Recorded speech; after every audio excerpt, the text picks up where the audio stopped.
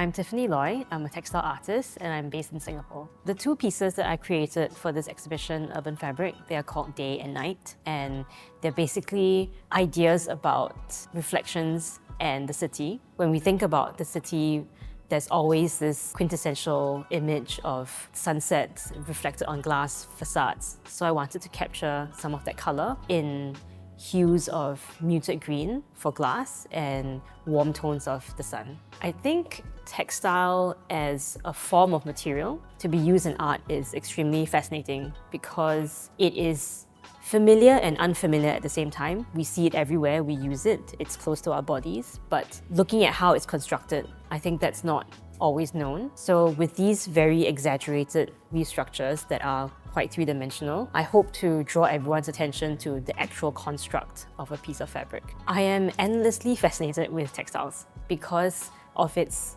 mathematical and logical beauty. I think when something is logical and structural, there's so much we can learn from it, and that in itself is a source of inspiration. As a textile artist working with color, it's a very specific way that is very different from the way that a painter would use color. A painter might, for example, mix colors directly, whereas a textile artist will have to place colors next to each other and create a kind of visual noise to mix them. Of course, you can mix them in dyes, but I think it's far more fascinating to mix colors in a mechanical way.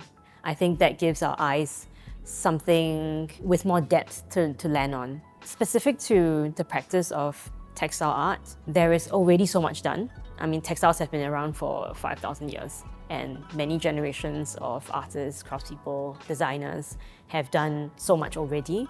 But what is fascinating about weaving is that even though it's seemingly limiting, there's always a new thing to discover.